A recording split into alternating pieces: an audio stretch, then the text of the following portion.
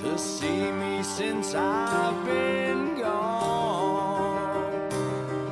And so as these years roll on, I always come back to where I belong, my hometown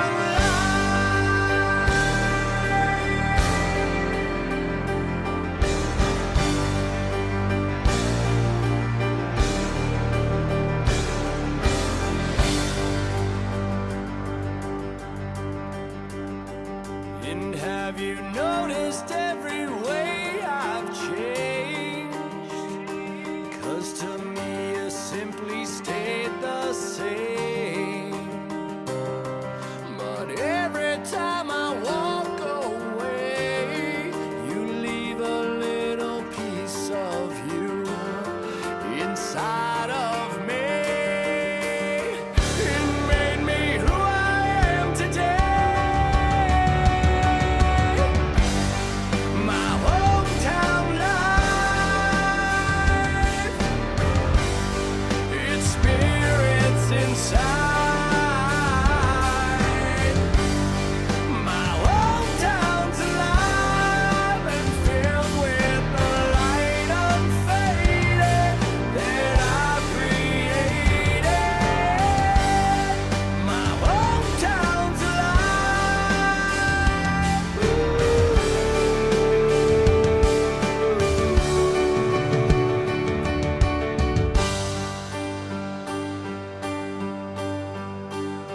I walk around these streets and stare at the things that remind me of me.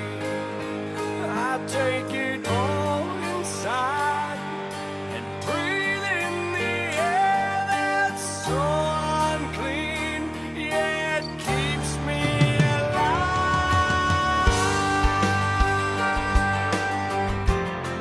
My hometown's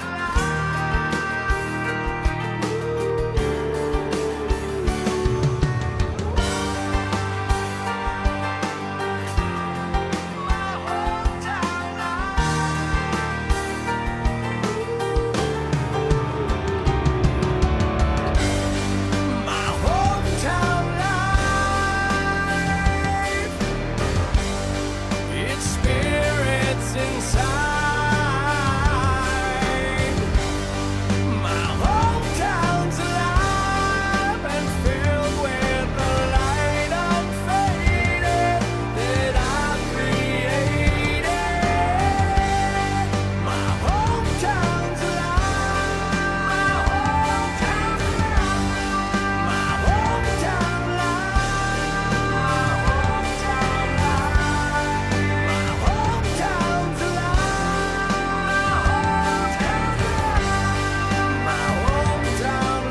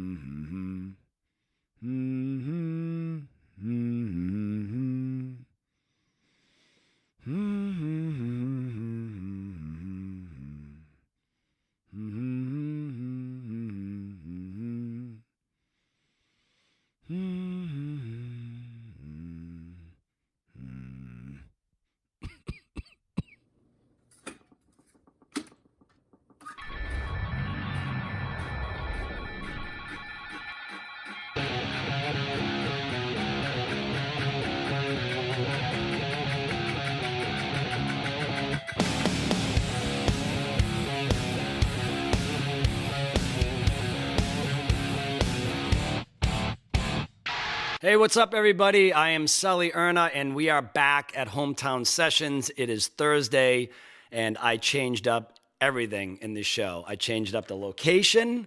I fucking got a haircut, and I was just feeling a little claustrophobic in the vinyl room. So I just decided, like, while a couple of the guys that helped me do this show went home, as they slept overnight, I just rearranged my entire fucking house. So this is, I think, where we're going to shoot from now on, because I'm getting a little bit stale with the hometown sessions thing. So I think we're going to change it to like man cave metal. That sounds like a better thing.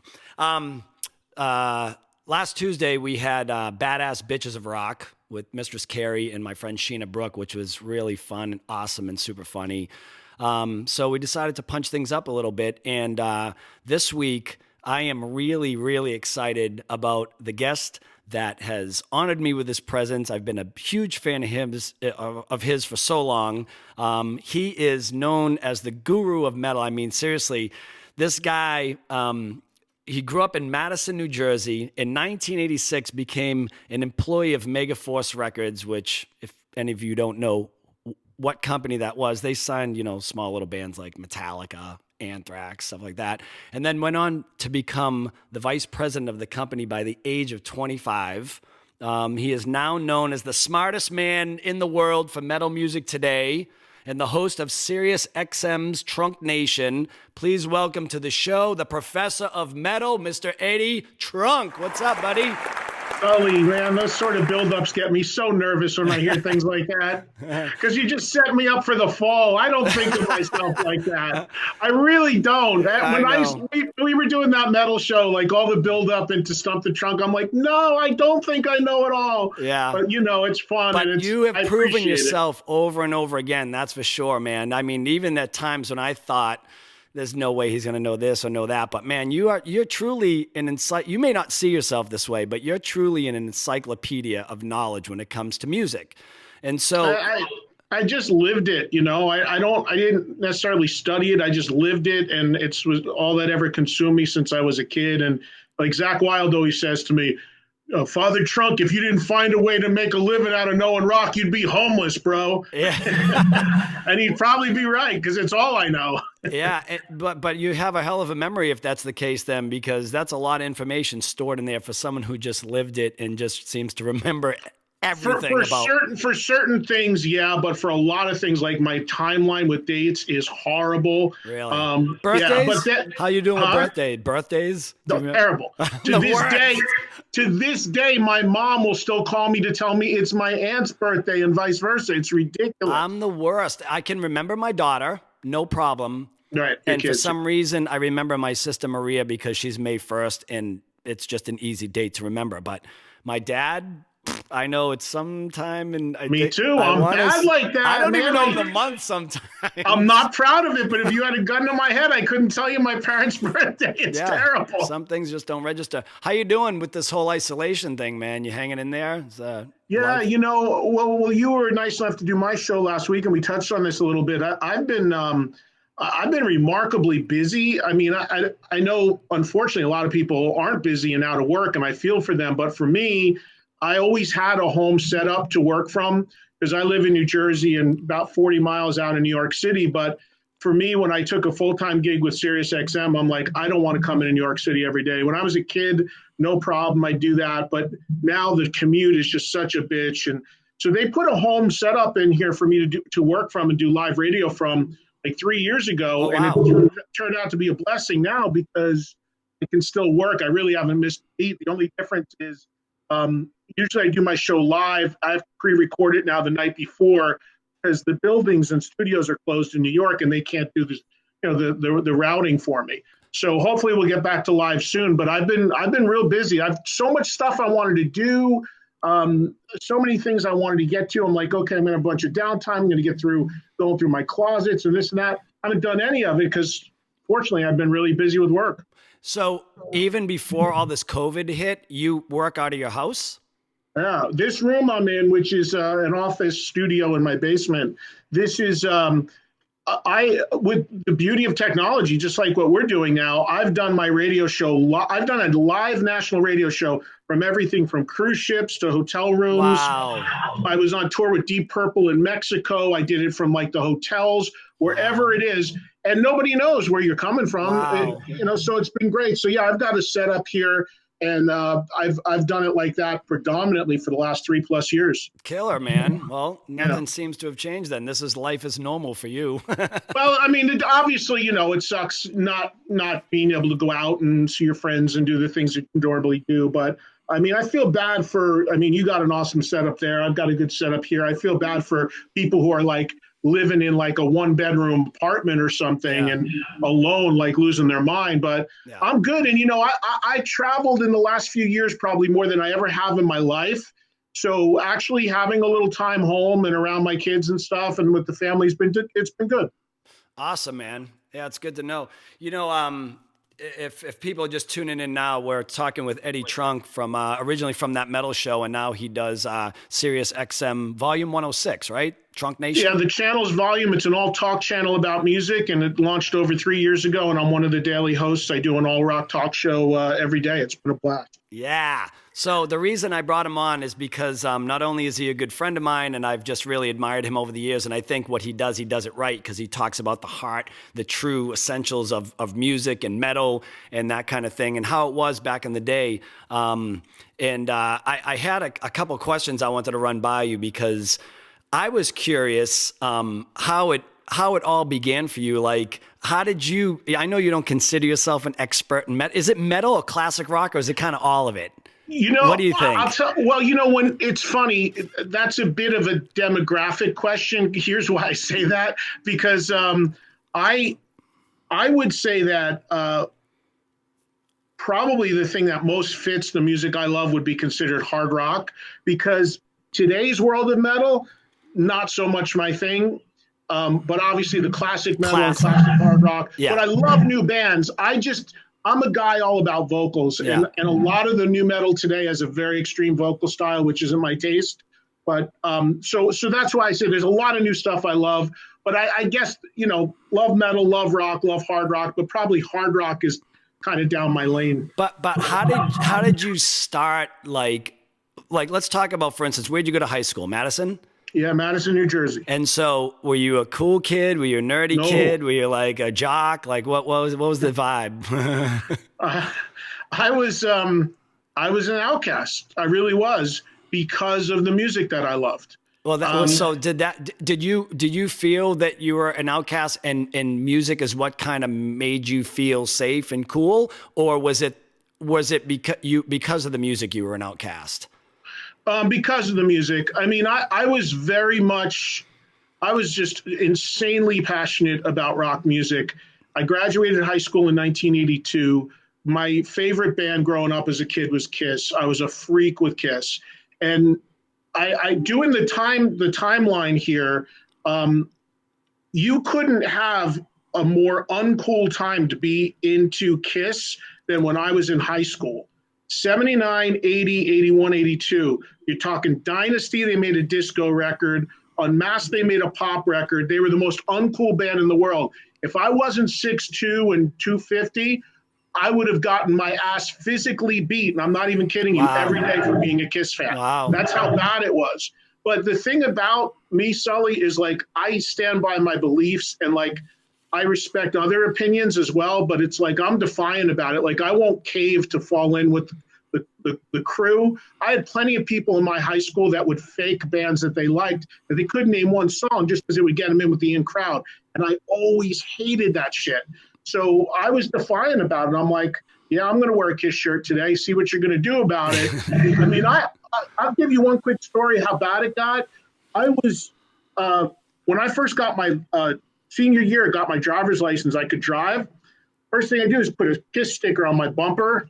And the second day of school, a kid was hitting my bumper with his car, physically ramming my car because I had a Kiss sticker on it. That's how nuts it was. So here's another question I was curious about, because I'm going to hybrid this interview a little bit. And by the way, this is fucked up that I'm interviewing you, because this is what COVID has done to the world. It's fucked everybody up. And now the interviewer becomes the interviewee. But speaking of high school and all that, because it was the same for me, I think I was born a rebel. And of course, the long hair, the music, the homemade tattoos, weed, all that stuff. And then. See, I never had any of that. Oh, really? Never. Still? No tattoos still? Huh? No tattoos still? No tattoos. I mean, Wow. I had long hair at one point. I still don't have a tattoo or piercing. And Wow. I never did drugs. I never even drank. Nothing. Wow. I know I only started dabbling even in weed in the last like 5 years. Wow. Seriously. What I if, spent my life in the music industry. what about I want to get a better picture too, so I can kind of see who you were in high school. But what about, and so what year were you in high school? 70 something, right? 79 through 82. I Oh, graduated in 82. so what was your first cool car? Cool car? Yeah, because I want to hybrid this. I'm going to talk about cool cars and great music, and I'm going to show you why. I'm going to show you how that. Okay, so my first cool car or my first car Okay, what's your first car? would have been an Oldsmobile Delta 88. Oh my God, do you know that that same car Godsmack started in, and that's how we got our gear from gig to gig, in Tony Rumbola's Oldsmobile Delta 88. We It was just big. jammed all kinds of amps and drums in there, and we literally drove. As a matter of fact, the very first Godsmack video, whatever, we were headlining, I don't even know if we were headlining, but I think we were, a festival that AAF used to run called Loco Bazooka. It was like a play of Lollapalooza. Yeah. And in that video, if you see the very first Godsmack single, that video was shot. That's how we got our gear on that stage that day, was with a Delta 88. So that car was so big, Sully, you could probably still carry your gear now in that car. oh yeah, It was so big. totally, yeah. So tell me about the first concert too. What was your first concert? Because you interview so many people who put on concerts. I'm curious, what was Eddie Trunk as a kid's first concert? Well, it goes back to what I was saying earlier. It was Kiss. And it was December 16th, 1977. They played 3 nights in a row, Madison Square Garden. Wow. It was the Alive 2 tour. And Oh. I would have been 13. And if you have Kiss Alive 2 with that gatefold on the risers with the flames, that was my first concert. And sat way the hell up high in Madison Square Garden. My brothers, my friends, my best friend's sister took us in because we were kids. And yeah, that was a game changer for me. It's also the same, it's parallel for me to how music was made back in the day. And so, you're one of the guys that I really enjoy talking to about the kind of vintage authenticity of listening to vinyl records back then. Like really, coming home with an album and shutting off the world to, like, you could be totally by yourself. You didn't care about your friends at that point. I mean, if they were there, even better, right? But there was just something about, you didn't even need parents. You didn't need brothers and sisters. You didn't need your friends or whatever. You needed a little weed or whatever it was. And then, and you would come home with that brand new record because it was about the artwork. It was about the journey that the music took you on from side A all the way through side B. It was like 1 through 8 or 1 through, because back then you couldn't even get 10, 11 songs on a record, right? And I just think a lot of kids and a lot of people today don't know that unless you're in our generation. And not only how much more detailed it was to create that kind of music, but that feeling that we get when we still listen to our records that we grew up with that took us on that journey, Completely. I mean, I just hearing you talk about it, it takes me back to being in my friend's room or buying my first few records. When I was in middle school, I would walk home from school every day, and I would walk right by a record store that was in the center of town. And that became like my thing. Like at the end of every week, my parents maybe give me a little money to go buy a record, and the whole experience of it, even just taking the cellophane off, that smell of the cellophane. When being a Kiss fan, I would turn a lot of those records. First thing I do would shake it because they put all kinds of junk in it, like tattoos and posters and paraphernalia. Look at the dust cover. A big way that I got a lot of my music was we would, I have a home at the Jersey Shore now, but when I was a kid, I grew up going down there. My relatives had a place. And on the boardwalk, there would be all these stands, and you put a quarter on the wheel. And if your number came up, you could pick a record. And I would play the wheel all the time. And that's how I got turned on to a lot of music because, and the interesting thing about that is that you couldn't hear the music before you bought it. You didn't know it. You could only pick the record off of the album cover. So I got like AC/DC Highway to Hell, Sabbath Heaven and Hell, a couple other things like I think Rush Permanent Waves, my first records from those bands because I'm like, oh, those covers look cool. I'll try that. And if it sucked, big deal. It cost me maybe 50 cents to win. So I discovered a lot of music that way. And you're right. I mean, I had a very small bedroom. I grew up in a very modest house. And that oasis of my bedroom with my turntable, again, I wasn't into weed. I didn't do anything but go in there and just consume you missed music. some good stuff then. But Sully, I'll tell you, the thing, people used to always ask me how I knew about stuff like when we were doing that metal show with Stump the Trunk and everything. So I took in everything about the music. Like to this day, I still do this. Like I prefer CDs ever since they came into existence. That's still my favorite format. But I loved and always did read the credits.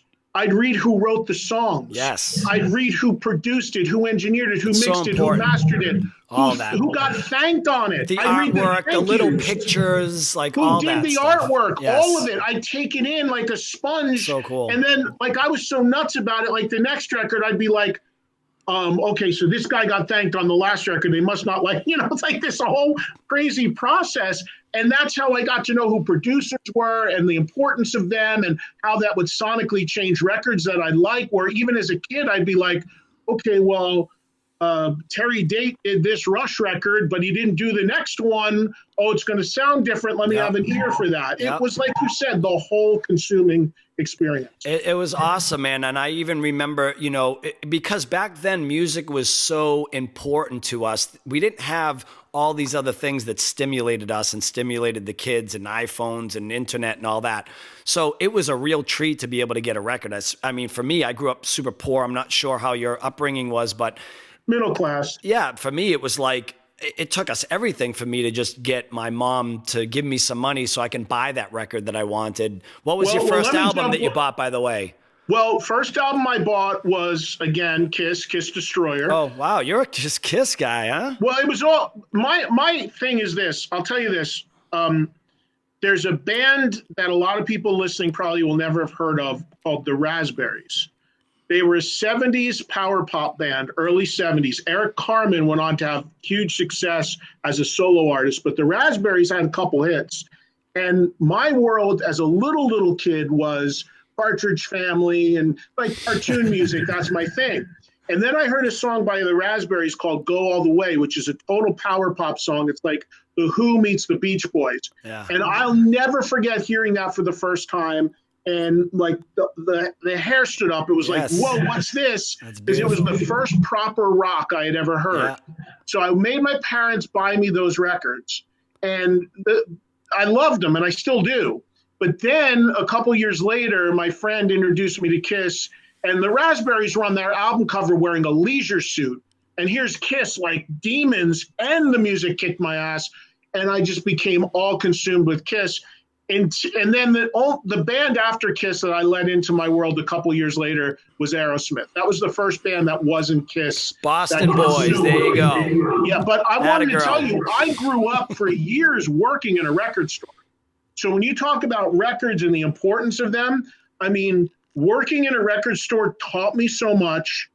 To this day, I'll have people that will randomly come up to me in Jersey and they'll be like, hey, man, I bought Def Leppard Pyromania off of you, Wow. And I'm like, whoa. And it's such an important thing, that community that the record stores had. See, that's another thing that I was saying a second ago was not only was the record itself important because you wanted to see the pictures, you wanted to see what they gave you inside. There was always little treats or whatever. It was like, $1 Billion Babies had that huge $1 billion bill and all that stuff. And I remember that picture bothered me for some reason with the baby all in makeup, and it just looked like they were forcing it to.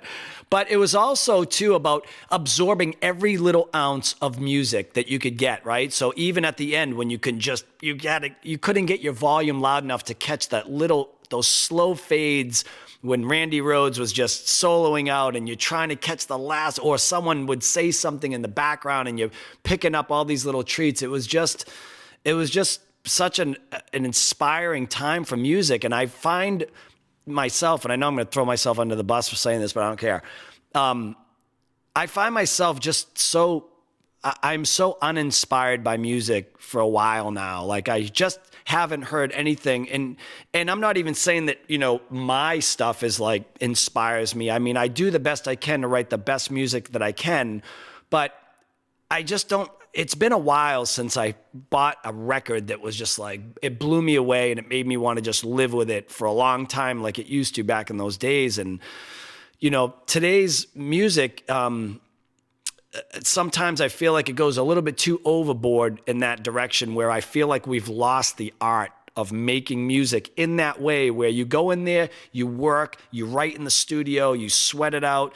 I don't know if sometimes, it's just money with people, or sometimes they just don't have the patience to sit through the process, or maybe they're just not as true of an artist as I remember artists being back in that day, because they lived, breathed, ate, slept it. If you think of people like Hendrix and Joplin and Tyler and all those guys, it was like, that was just what you did. You were a musician. You lived the musician lifestyle and you worked like a musician, and so everything became that. So, but now as we move forward, I start to get a little frustrated too, because the other thing that I feel gets invalidated is music in itself. And so I talked about this a little bit on the first show, but I wanted to get your thoughts on a couple things and how important it is for us, like we do, you in your world, me in my world, to continue to preserve this gift of music and push through it. Because, the first thing that schools cut in their budgets is the music program, right? Not fucking trigonometry. It's the music program. Like maybe that should be changed. And then, more importantly, my question to you is, what are your feelings being a hard rock guy, being a metal guy, about when academies like the Grammys take out the hard rock category and invalidate it as if those things aren't important, like the Zeppelins and the Aerosmiths and the Elvises and the Beatles and the Stones of the world wasn't some of the most important music that helped shape our history? Well, look, I mean, anybody that knows me or listens to me on a daily basis, national talk show, or even if it was back with that metal show or whatever, I got no problem saying how I feel. Not everybody's always going to like it. My favorite broadcasters, the ones that I love the most and that influenced me, half their audience hated them, but they listened every week because they had a strong position on something and weren't afraid to say it. So I've been destroying the Grammys ever since they gave the Grammy to Tull over Metallica. I mean, it's a shame. That was a classic moment. Yeah, I mean, it's a shame that one of what is widely regarded in the music industry as one of the most prestigious things for someone to get is completely, utterly clueless when it comes to rock music, to the point that they've marginalized one of the most important genres in the history of music to this afterthought that's given away in some adjacent theater in the middle of the day that runs as a scroll under the screen. It's so fucking offensive to me. And the other thing about it is, and I'm just honest here. I have a lot of friends that have been nominated for Grammys or have won them.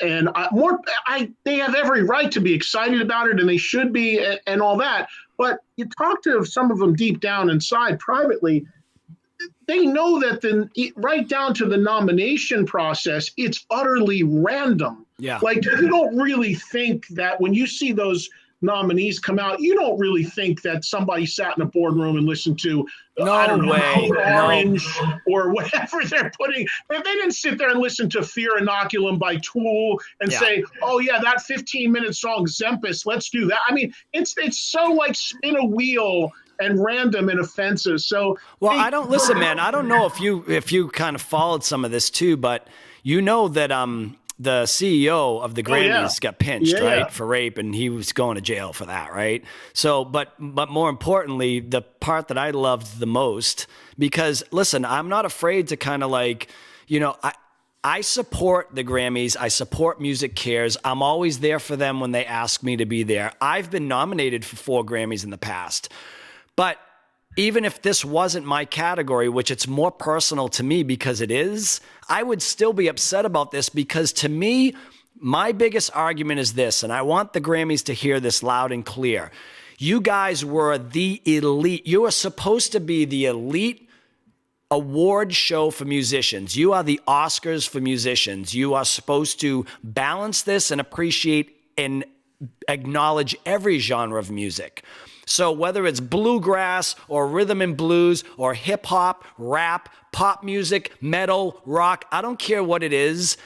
I just want some balance there. And now it's a joke. It's like theater. You watch the Grammys and it's like watching like this theatrical, orchestrated, scripted. It's not what it used to be. And I want the Grammys to come back and I want them to honor every category like they're supposed to, even if they don't air every category, especially hard rock. How dare they remove hard rock when hard rock has been known to produce some of the most historical songs in music? Stairway to Heaven, Dream On. I can go on and on and on, but when you take away that category, you're invalidating all the biggest songs that rock has ever put out because those bands were known as hard rock bands at that time. Today, someone may not think of Elvis as hard rock, right? Or the Beatles, but back then they were a movement and they were hard rock. So, that's to me how I feel about that. It's just annoying.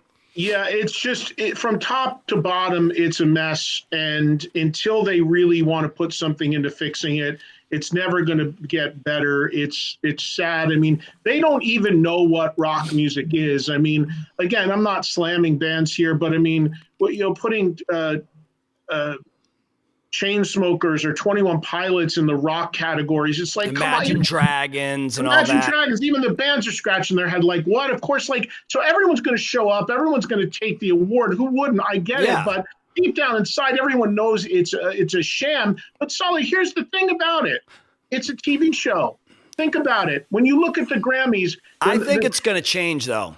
I'll tell you. Performers and everything that they're doing, if you look at that run of award shows, they're all going to have the same exact acts because all they do is look at the pop charts at that time, and they got to put it on national network TV. They've got to get a rating. So in their mind, they're just going to go with the flavor of the month of that time, where the Grammys are supposed to be built on some sort of great creative, not taking out the commercial aspects of it.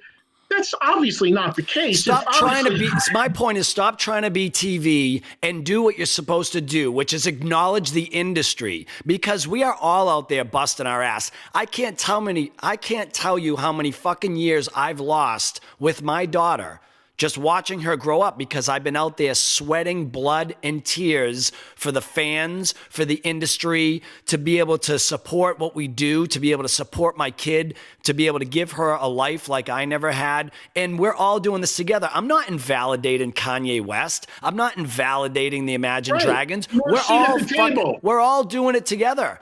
And I know that they work just as hard as we do, and we work just as hard as Aerosmith or any other band out there. But don't go start eliminating. It just doesn't make any sense to me, and it's just a little bit. I get a little bit worked up because I really want to stay on them right now. But to finish what I was saying earlier, so this guy gets pinched. The CEO gets pinched for rape. Right? They bounce him out. They bring in this lady, Deborah Dugan. Right? So they appoint her CEO. You've heard about this, right? Yeah. And then she looks at everything and she starts to see these things and she's like, oh, okay, I get it. We need to kind of reface a few things here and get this thing balanced because, obviously that's some of the problems internally. And they were like, oh, really? Okay, you're fired because so what she do? She goes on to Good Morning America and she blows the whistle on the entire academy and just calls out Mantown. It's just like, this is bullshit. And, they're never going to allow, a woman to come in there and help them restructure or just look at the things that they're fault. It's been such a routine for so long that I don't think they want things to change. But now I think they've been forced to make things change. And that's why I want to show these kids and show how important music is to them and try to wake the Academy up a little bit to just go, listen, man, if you're going to be an elite award show that's going to recognize music in the industry, you have to balance it out to a certain degree. And I get it. Pop music has dominated for a while, and it's great. I like a lot of pop songs. My daughter's introduced me to some really cool pop kind of bands, 5 Seconds of Summer or Billie Eilish or whatever it is, right? Post Malone, all those. I don't have a problem with any of that stuff. I actually like it. But, like, it's been so long that that's all they've been is just that. It's like, come on, man, just a little balance would be really. It's supposed to be an artistic merit thing, and it's a popularity thing because they're driving a TV show at the end of the day. That's all it's about. The two things that I've been the most critical about in my career consistently has been that and the Rock and Roll Hall of Fame. And the Rock and Roll Hall of Fame, I'm a voter for now.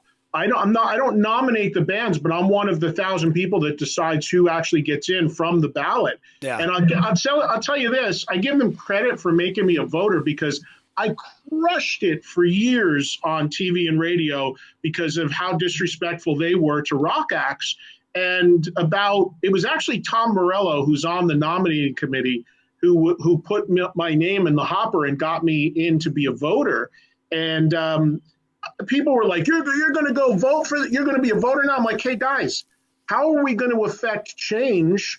If I said, no, fuck you, I don't want to be a voter, I'm only shooting myself in the foot. The idea is to get more rock-minded people to be voters. Exactly.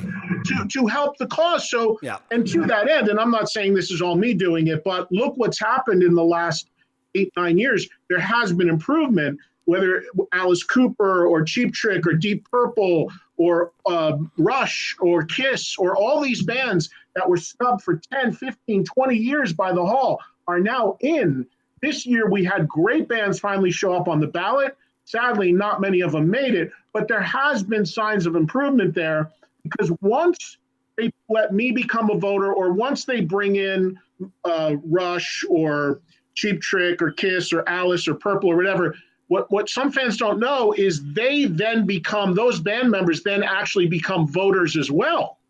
So that can help move the tide. It sounds ridiculous that we have to talk about getting more rock acts in the Rock and Roll Hall of Fame. Yeah. But let's be honest, it's equally as big of an issue as the Grammys. Well, also, remember that we're living in an era right now, me, you, and people that are in our age group, and we're about to see the bands that we grew up with our entire life, little by little, they're going to just start disappearing because they're just not for no other reason than they're just getting up there now and they're getting older and they want to either retire or they've lost other band members that have passed away.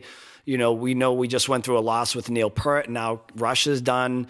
I don't know how much longer Aerosmith will be out there for, but I know they want to at least get a whole nother touring season in or whatever and maybe try to go out on a good note. But, all those bands, like it's going to be another blink of an eye before the members of Zeppelin aren't here anymore or the members of the Stones. And that's freaking me out because those are the bands I've known my whole life and they've always been in my life. They're here, they're alive, they're present. And it's just crazy to think that listen, I hope they're around for another 20 years. The Stones could be. Mel and Keith will be here when we're all gone. I seen a great meme the other day on the internet. I don't know if you've seen it, but it was a COVID meme. And it showed the Rolling Stones. They all had masks on except for Keith Richards. And it just was so good. That guy just won't go. He won't ever go.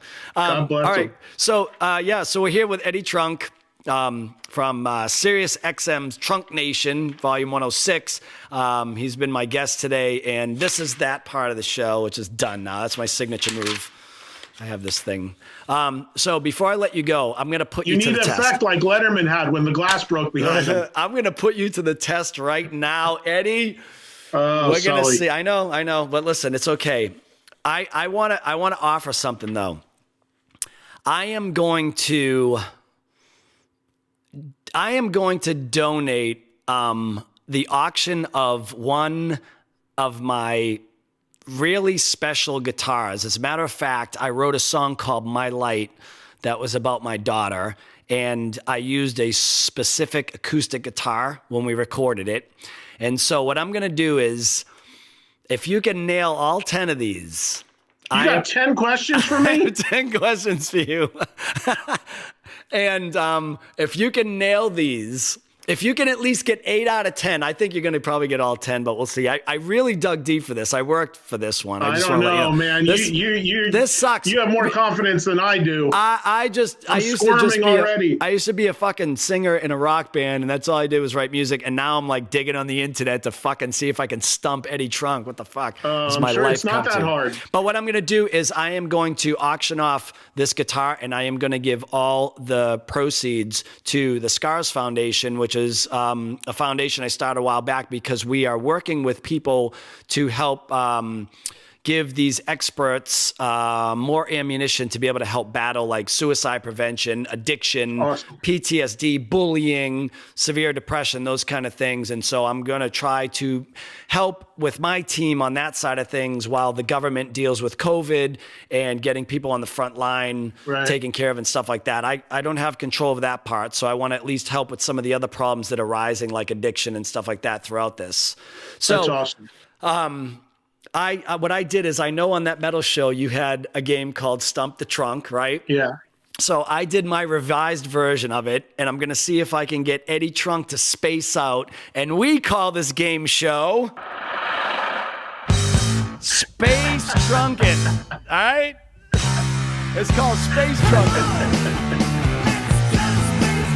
Yes. This is where I'm going to get Eddie Trunk to space out and try to maybe not get all these answers right. So I'm going to start with you. I'm going to give you some easy ones to warm you up, just to get your brain working. Okay. Yeah, please. So first one is, who was the original? This is a two-parter, by the way. Who was the original writer? This is so easy. You're going to know this in a second. I'm going to put the answers up on the screen as well for you people watching at home, just to see if we can get this down. Who was the original writers of Metallica's The Four Horsemen? And what is its original name of the song? Well, the original name of the song was Mechanics.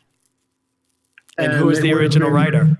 Well, Dave Mustaine. There you go. Okay, one down. Boom. See? It's easy. Oh, you got a little count as two. No, that was a two-part answer. That's all. Some of them have two-part answers. Oh, thanks. This one I actually cracked up over, but another warmer-upper. What famous heavy metal guitarist believes Hitler and Elvis are still alive and claims he was abducted by aliens when a UFO landed in his very own backyard? And you better fucking know this because this came from your show. Well, the abducted by aliens part is what's going to give it away for me, but the Hitler Elvis thing I did not know. But I'm assuming it's Ace Frehley. Yeah, there's another one right. Oh, my God. I do remember when he said about the aliens landing in the backyard. That's for sure. I kept reading this article, and I was like, holy shit, this fucking guy. I don't know if everything, sharp as a marble. How is Ace, by the way? Have you talked to him lately? I know you guys are friends. He actually just moved to New Jersey. He lives about half an hour from me. Oh, that's awesome. Yeah, he's doing great. That's awesome. Okay, next one. In 1990, Bruce Dickinson of Iron Maiden recorded a solo record titled Tattooed Millionaire. You know that record? Yes. Okay. Name the artist in the song he covered on the B-side. He did a cover. He covered a song? He covered a song, and it was on the B-side of that album. Was it All the Young Dudes? No. They even have sound effects now. This is getting ridiculous. I thought you were going to ask me who Tattooed Millionaire was about. No, oh wow, we're only on question 3, Eddie. This could be going bad for you. Yeah, it could be. Wait a minute. So there was a B-side. What, you're asking me? Wait, this is supposed to be There was easy. one cover on that record. There was one cover song that he did on that album. If you know the song, you'd know the name of the band. Or if I gave you the name of the band, maybe you know the song. You want to try that? Which way you want to go? You want the song or the band? Give me the band. AC/DC. Really? It's on the record or a B-side? It's on the B-side of the album. That's what that said. Unless I get totally different. Huh? What do you? There's no B-side to an album. It's either an album or a single. No, it's the B side, the A and the B To a side. single. Okay, all I know is it's on Tattooed Millionaire. That's what it said. I Googled this shit. I could be totally wrong, but it said it on. This is where it all went wrong with that metal show, too. The questioning wasn't right. So look, Tattooed Millionaire is the title track to an album by Bruce Dickinson. Yeah. Okay. But so it could have been a single where it's the B-side of the single, or it could have been a track on the full-length record. That's what it said, the B-side of the single. That's all it said. I have no idea. Why would I know that? What do you think, I'm insane? All right, well, it's Sin City by AC/DC. Do you remember him covering that? No. Well, then you can look it up, and if I'm wrong, then I'm fucking stupid. I feel bad. Somebody's not getting the guitar now. No, that's not. That's only one record. That's only one answer wrong. All right. Okay, in 1988, what U.S. metal band recorded an album called Under the Influence? Overkill. Oh, that's good. Okay, you got it right. I love Overkill. Do you know the mascot's name, just for the hell of it? Yeah, Charlie. Yeah, there you go. It's Charlie, right? Charlie. Chally. I love Overkill. Very underrated band. We're going a little deeper. Between 1988 and 1990, pay attention now. Two different hair metal bands had both their sophomore album covers banned. One for having a piece of cherry pie landing on the lap of a hot waitress, and the other titled Open Up and Say Ah for having a long shaft-like structure coming from its mouth. Well, I don't even need to describe anymore. Name those bands. Warrant and Poison. Yeah, okay. Give me another bell. Ding it up. Okay, we're going to get a little deeper. I'm good with the 80s hard rock. That was the first five. Five so to go. I'm four. Wait, so hold on. Just for the record, I'm 4 out of 5, right? Yes. Halfway through. Yes. Only so one. So I got to go 4 out of 5 for the guitar auction. Yes. Come on, you got this. The last one's a motherfucker, I'm going to tell you right now. If you get the last one, I am bowing to you. I'm not even kidding. Okay. I'm sweating the lotion off my face. Question number 6. In 1991, Nirvana released their debut album, Nevermind, and began the grunge metal movement, wiping out all of the glam metal bands we know now as hair metal. So what 1980s hair metal band started the movement that, well, pretty much, got every guy teasing their hair and wearing fucking makeup and looking like a girl? Whoa. What's the question? The question is, if Nirvana was responsible for starting the movement that wiped out hair metal, right? What band started that movement? What metal band in the 80s started the movement that get every guy looking like a girl in bands? Who started the hair metal movement? Well, isn't that a subjective question? Because how could there be a right or wrong? I don't know. Just ask. Because I have a theory about that, but I don't know if it's what your theory is. I don't know. I'm just asking the questions. That's totally subjective. What? That's not like a stamped thing. What? Pick a band. Sort of like what band do you think started? Like what was the band that started? The glam rock. The band that I think started that whole 80s movement of commercial hard rock with that look was Bon Jovi. So what's is that a winner or a loser? What do we got back there in the studio? Look at the video. You know what the answer was? We have no fucking clue. We're going to leave it up to Eddie to tell us. That's the right answer. That's the right answer. Look at the video for Runaway by Bon Jovi and you'll see where it all began. Yeah, no, I don't want to. He doesn't want to either. There's a lot of them out there. How about Too Young to Fall in Love by Motley Crue? Of course. That's a good one, huh? Yeah. There's a lot of good ones. Okay, number 7. Here we go. What was the name of the metal band Patrick Lachman joined in 2003 after he sang for Rob Halford's solo band? Damage Plan. Yeah. God, you're good, man. That's good. Huh? Bringing me back to my old stomping ground, Sully. I feel like I'm on the set again. Let's just throw a bonus in there. What was what band did the members of Damage Plan come from? At least 2 of them. Well, the late great Vinny and Dime from Pantera. Yes. Oh, I miss those guys so much, man. Yeah. Don't even get me started because I'll fucking cry right here. I'm going to do an episode of just Dimebag stories from all the musicians that have toured with Pantera because they're insane. Yeah. All right, come on. Here we go. Number 8. Name 5 metal songs that start with bass. The bass guitar. 5 songs that start with a bass guitar. NIB. The fucking bell's killing me. I didn't even know we had that. Got to give me Anesthesia, right? Pulling Teeth. That's a bass solo. There's 2. How about this? I don't even know these fucking answers. I'm just waiting for the bell or the X. It got to be. You got to give me Running with the Devil, right? That's a gimme. Sweet Emotion. Oh. Although I said metal songs. Why are we dinging for that? That's not a metal song. You can leave that in. It's Aerosmith. 2 more. I'm going to give you another Van Halen one. Their cover of You're No Good. Oh, that's a good one. It's basically a bass solo. 1 more. And then we get into some nasty-ass questions. This is the last one? Well, we got 1 more to go. I got to get this right for the Scars Foundation. What is it? I don't have the answers. I swear to God. I just have questions, but they wrote down a bunch of them.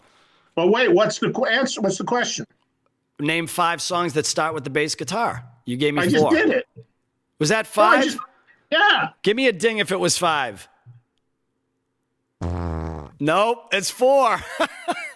No, I did. You're No Good. Running with the Devil. Anesthesia. Pulling Teeth. NIB. Oh, and Sweet Emotion. And Sweet Emotion. Oh, see you guys. So, all right. How about a little golf clap for Eddie? All right. 2 more, and I'm going to let you off the hook. 2? I thought this was the last one. No, that was question number 8. Come on, man. I'm putting you to the grind here. What the fuck? I'm trying to stump you. You only got 1 question wrong so far. What are you worried about? Okay. I was born July, not me, but this is the question. I was born, it's kind of like Jeopardy. I'm reversing that shit. I was born July 10th in Portsmouth, New Hampshire. I play bass, trumpet, French horn, and keyboards. I attended the University of Buffalo and majored in pharmacy, and was also offered a scholarship to Juilliard School of Music. Who am I?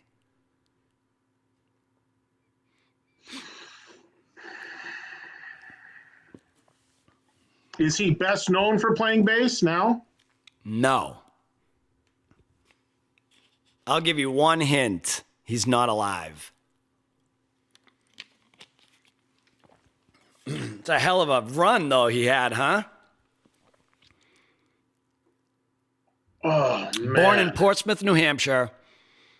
He played trumpet, French horn, and keyboards, attended the University of Buffalo and majored in pharmacy, and was also offered a scholarship to Juilliard.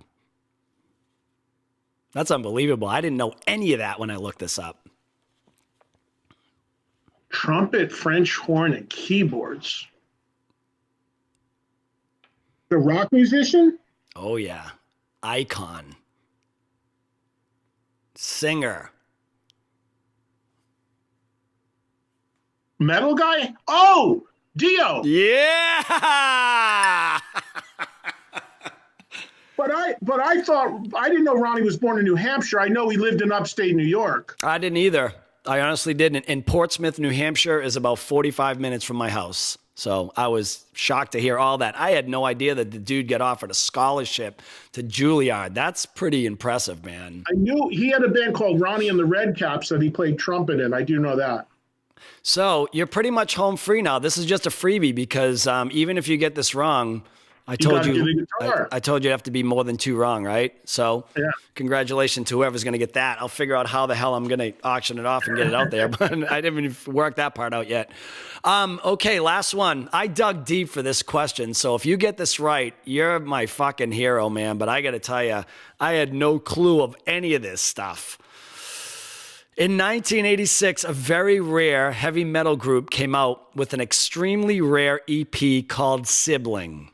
For the win, name that group, where they came from, and what record label they were on.